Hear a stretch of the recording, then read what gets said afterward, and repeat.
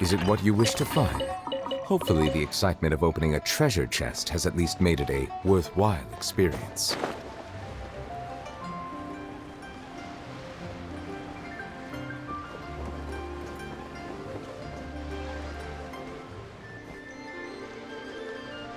Keqing and Charlotte! Paimon never thought she'd see you two together. Nice to see you again, Traveler and Paimon. Oh, we're not interrupting anything, are we? Not at all. I wasn't in the middle of an interview or anything. I was just asking Miss Keqing about purchasing a kite. A kite? Are you buying some regional specialties to bring back to Fontaine? Well, yes. And It seems you haven't heard yet. The theme of this year's Lantern Rite is kites. Oh, so that's why Paimon has seen so many floating in the sky. Liyue Harbor is always changing, so it is only fitting that Lantern Rite should change in turn. The Keqing believes it would benefit Liyue to build on our own cultural foundation by embracing the technologies of other nations. After all, it is said that the stones of another mountain may serve to better polish one's own jade. So, Ningguang organized a private meeting with Miss Charlotte to ask for her help in fostering cooperation with the right people. In the end, we decided to combine Liyue's traditional art of kite making with Fontaine's mechanical vertical lifting device. Mechanical lifting device? Sounds pretty impressive. But don't kites just use the wind to fly? Why would you need to add something mechanical? Well, you've actually just answered your own question, Paimon. How high and far a kite can fly depends as much on the weather conditions as on the skill of the person holding the string. but as soon as there's no wind, you can only flail about helplessly like a sweet flower medaka out of water. Experience doesn't matter at that point. Exactly. Liyue is now a nation ruled by humans, after all. It's about time we had the power to make a kite fly, don't you think? Plus, the easier we can make it to enjoy, the more people will want to participate. Right? I also thought it was a novel idea. Plus, it shouldn't cost much to do. With Miss Charlotte's help, everything has gone smoothly. Our new mechanical kites are already available to purchase from a stall in the harbor. We're having trouble keeping up with demand. We also gave quite a bit of thought to the price. We didn't want it to be too much more expensive than a traditional kite. Cool! Turns out you two and Ningguang like playing with toys just as much as Paimon! Toys? They're not exactly... You see, Miss Keqing? That does seem to be everyone's first reaction. Although kites are one of our most time-honored cultural relics, outside of their use in certain ceremonies, I suppose they're considered playthings more than anything now. But to me, there's so much more than that. Think for a second about how remarkable it is that a flimsy paper kite attached to a string has the capacity to touch the sky. It is this slight piece of paper that also carries the weight of Liyue's cultural traditions. There's an old poem that goes, "O kite born of paper, flying true in sound, a lone traveler wanders, just waiting to be found."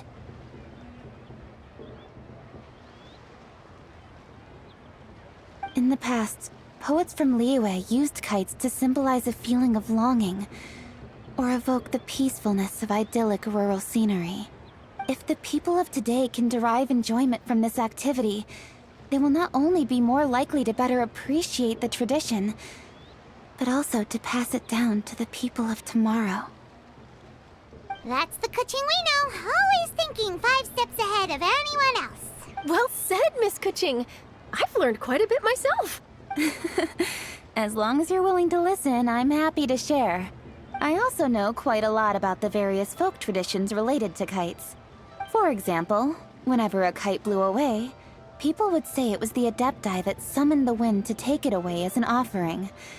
That way, you can turn an unfortunate event into an auspicious one. What about something more fun? Do you know anything like that? More fun? Let me think. Oh, I suppose we should first talk about how kites are made.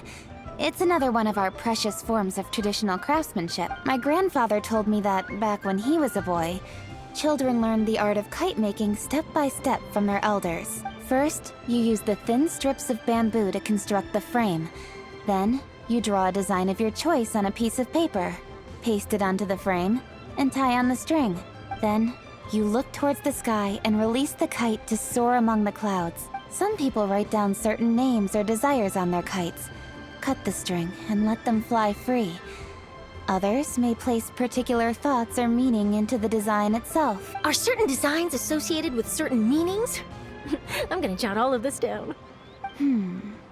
Well, for example, kites in the shape of a butterfly typically symbolize freedom, happiness, or the desire to break free. Fascinating. What else can you tell me? The scissored-tailed swallow is the most classic design. It symbolizes good fortune and joyful tidings. Different colors also have small variations in meaning.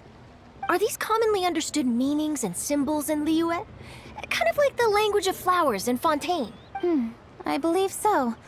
Most have probably heard something about it from their elders at some point. If you're interested, Miss Charlotte, I have several books on the topic that I could lend you.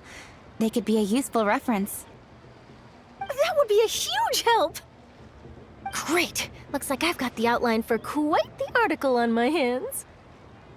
Perfect! We're gonna take a look around. Then I'll show Miss Charlotte to my home for a little while. I almost forgot. The Ministry of Civil Affairs is hosting a kite flying contest on the night of Lantern Rite. If you're interested, you're more than welcome to bring a kite and participate. The rules are simple. Whoever flies their kite the highest and furthest within the time limit will receive a special honor along with a secret prize. I've already prepared more than enough empty film for the event. I can see the spectacle already. Oh, Paimon was on board the moment you said secret prize. Then I'll look forward to seeing your performance. You bet! See you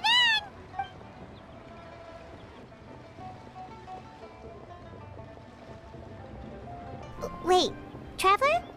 Take a peek to your right. Do you see those two people lurking over there? Is it just Paimon? Or were they staring at us the whole time we were talking to Keqing and Charlotte just now? They seem fishy. Great, so it wasn't just Paimon. Do you think they could be treasure hoarders? They always seem to be stirring up trouble during Lantern Rite. Oh, Paimon's sick of waiting around for something bad to happen. We should strike first, you know. Foil their plans before they even begin. You go right, Paimon will go left.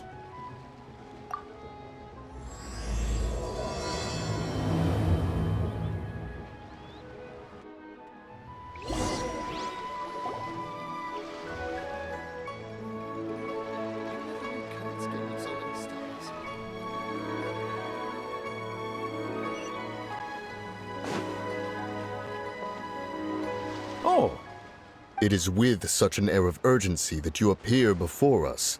Your comportment suggests you believe us to have committed some heinous crime.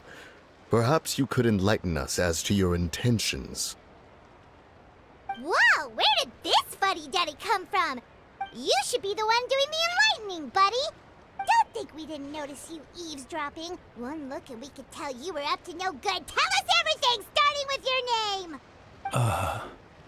One bears no secrets before two such as yourselves. You stand in the presence of the mighty and illuminated Adeptus, Moon Carver. For the purpose of this foray into the mortal realm, however, you may address one as Houzhang.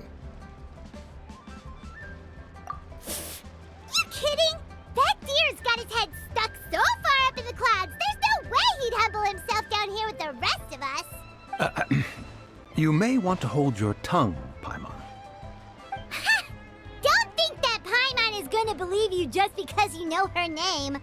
Let Paimon guess. You're supposed to be Mountain Shaper, right? Indeed.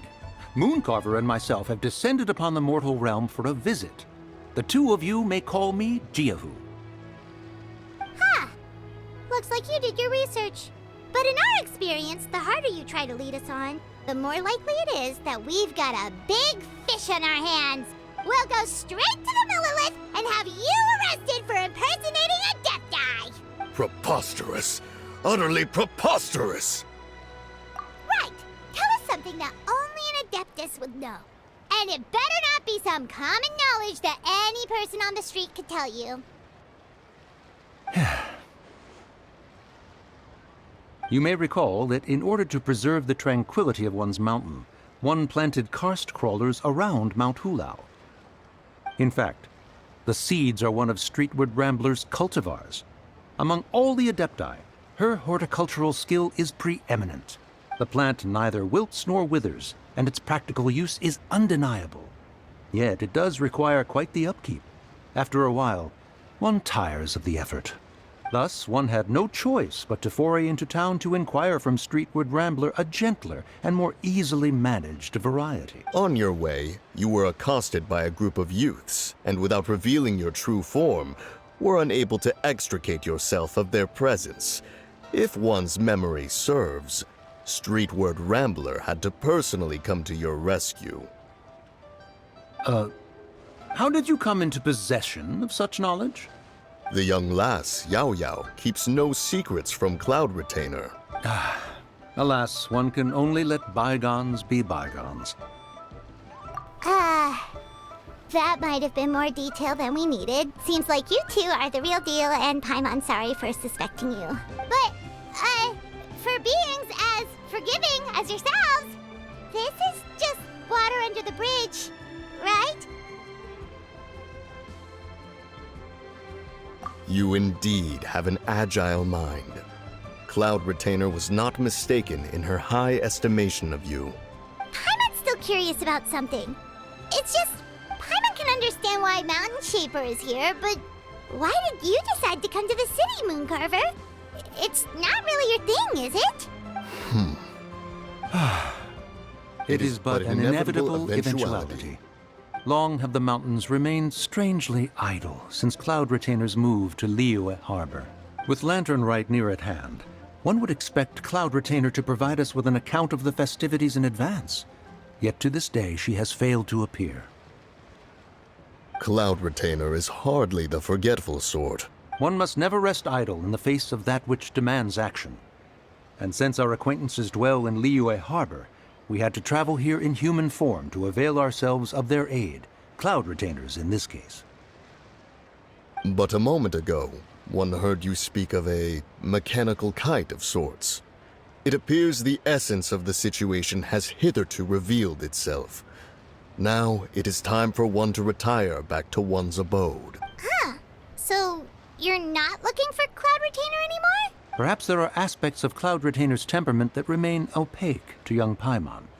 Given one's understanding, one can only imagine the anger that now consumes her. Cloud Retainer is of a proud and arrogant disposition. She holds the belief that her skill in mechanics surpasses that of all others. One can be quite certain it is hardly with an open mind that she regards the arrival of this new technology. One surmises that she has shut herself away, refused all company, and buried herself in the study of her own creations. To call on her would only invite her rebuke. However, if you do happen to cross paths with her over the next few days, do pass along one's regards. Sure, leave it to us. Have a safe trip back, enjoy the scenery, and happy Lantern Rite! Thank you for your kind words. We shall now depart. We got all worked up for nothing, huh? All that trouble and it turned out to be people we knew all along! Well, it's still pretty early. Let's head over and check out the kite stalls. Paimon wants to see what kinds of kites we can buy to use in the competition. The bigger and prettier, the better!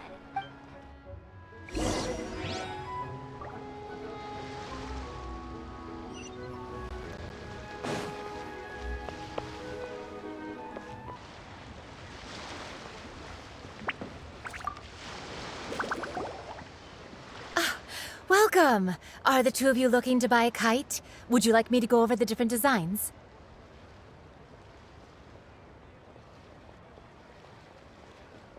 Ooh! A scissor-tailed swallow! And a butterfly! And... oh! This jade chamber design is our newest. It's been selling like crazy over the past 2 days. Does it also have a unique meaning?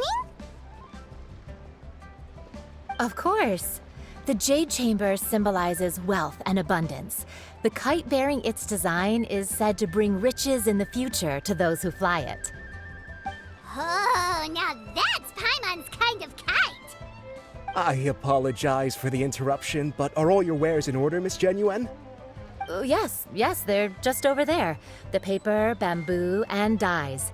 All the necessary kite-making materials. Wonderful! I'll pack them up and get a guard to deliver the goods to Yilong Wharf for you. Yilong Wharf? Oh, wonder what that place is like during Lantern Rite. Paimon would love to go take a look.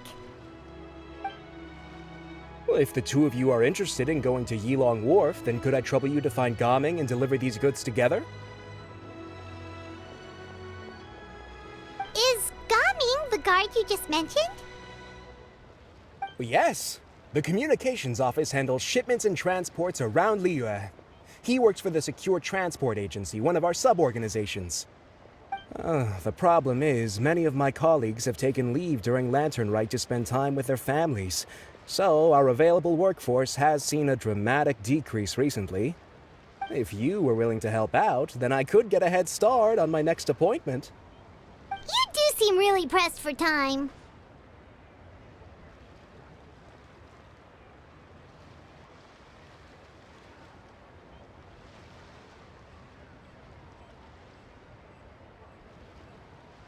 Oh, wonderful! You will, of course, be compensated for your efforts. Now, at this time of day, Gaming should be somewhere in the vicinity. Just follow the main road until you see the head of a Wushu dance costume. Should be on your right. Be sure to come back if you'd like to buy a kite. I'll even give you a discount.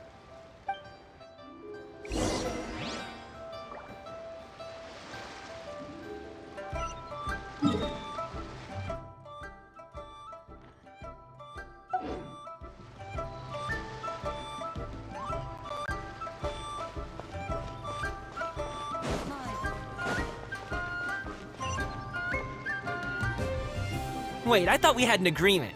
Loser buys dim sum tomorrow? Look at you, scowl like that for much longer and your face might stay that way. Hey now, don't be upset. How about this? You extend the invitation, and I'll pay. No way, Gaming. You're always the one picking up the tab. I'm not trying to be a sore loser. I just didn't expect you to come from behind to win like that. That was nothing. All in a day's work, friend. Perfect! Gaming is here! Sorry to interrupt, Gaming. We just spoke to a guy from the communications office who needs you to deliver some goods to Yilong Wharf. Oh, that must have been Longzhou. Looks like I've got work. Gotta go.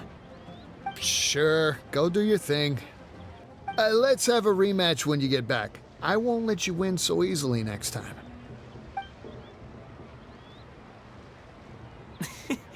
Alrighty, you can hand the goods over to me. Must have been heavy hauling them all this way. Let me take them off your hands. It wasn't that bad. It's just some kite-making materials. Plus, we didn't have to walk very far. Kite-making materials. I see. I'm glad it wasn't too much trouble, Paimon. Still, I owe you one. Ah, and you must be the traveler. It's nice to meet you.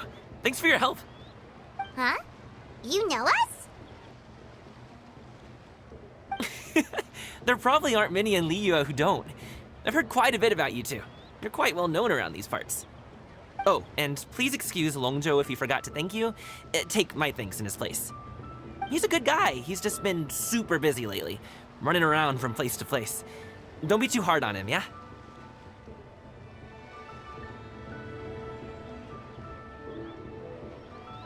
So, you here for Lantern Rite?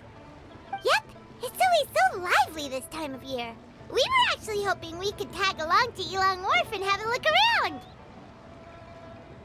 Perfect! We'll go together then. I'm good with directions, so just follow me. Trust me, I know my way around. We can exchange stories, tell jokes, or just chat along the way. Oh, and there are a couple of good places to eat along our route. We can stop and grab a bite when it's time.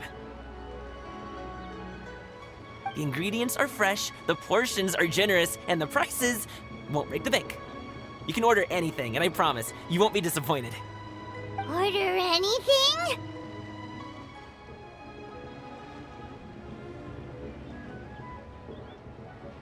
Hey, did you really have to call Paimon out like that in front of our new friend? Don't worry, I understand. I joke around like that with my friends, too. It just shows how close you are. Do you need to pack anything up before we hit the road? I can wait. Nope, our things are always packed and ready. We're pretty much travel experts at this point. Oh, that's right. Then let's get going. If we run into any trouble, you can count on me to protect you. I am a guard, after all.